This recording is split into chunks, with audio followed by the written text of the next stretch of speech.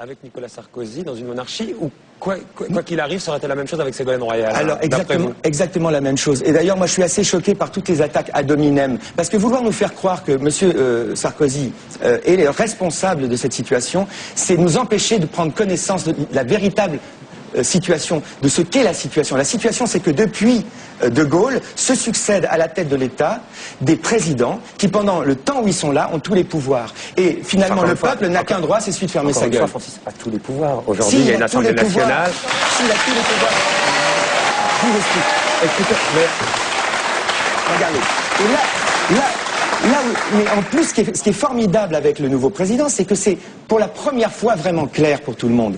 Le peuple a été déjugé 2 fois. Il a été déjugé au moment de l'histoire du traité constitutionnel. C'est-à-dire que le peuple français a dit non, et ensuite on a retraité le traité, et on l'a fait voter aux parlementaires pour pas que le peuple français ait à s'exprimer, et on a déjugé le peuple français. Là, le peuple français vient d'être déjugé une 2e fois, parce que les parlementaires qui ont voté non à la loi des OGM, on leur a imposé un 2e passage pour qu'ils votent oui.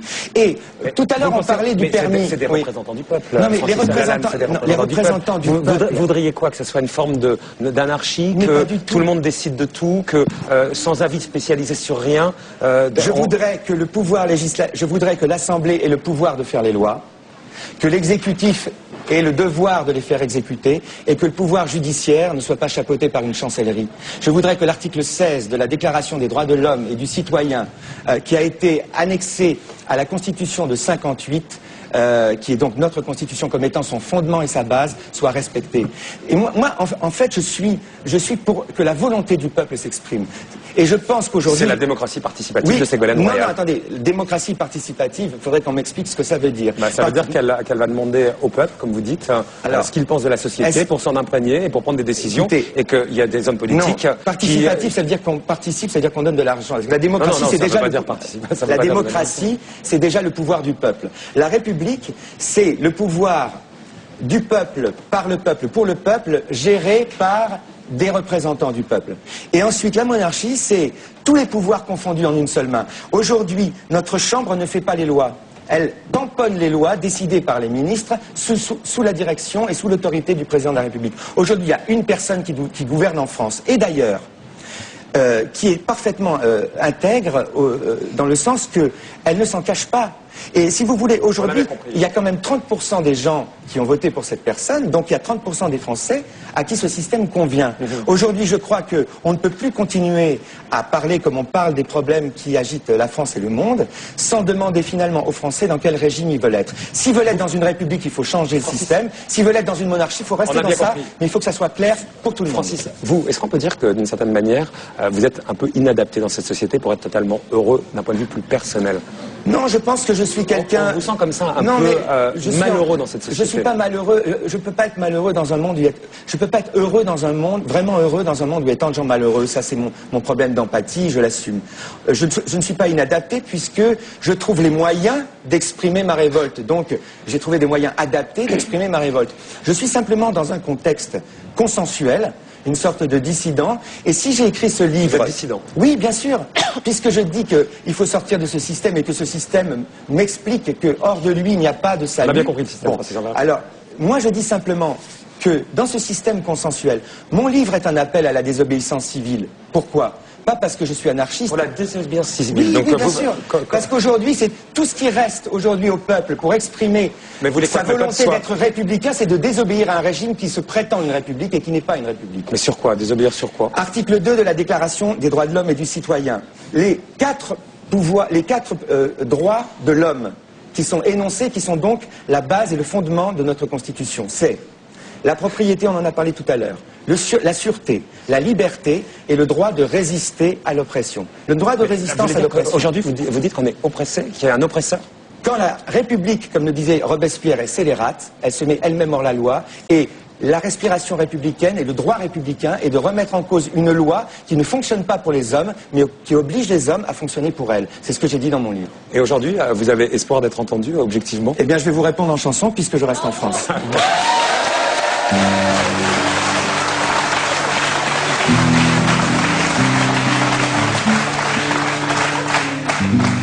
Depuis que j'ai posé le cœur sur cette terre, ou de ceux qui m'ont fait, n'était né que mon père.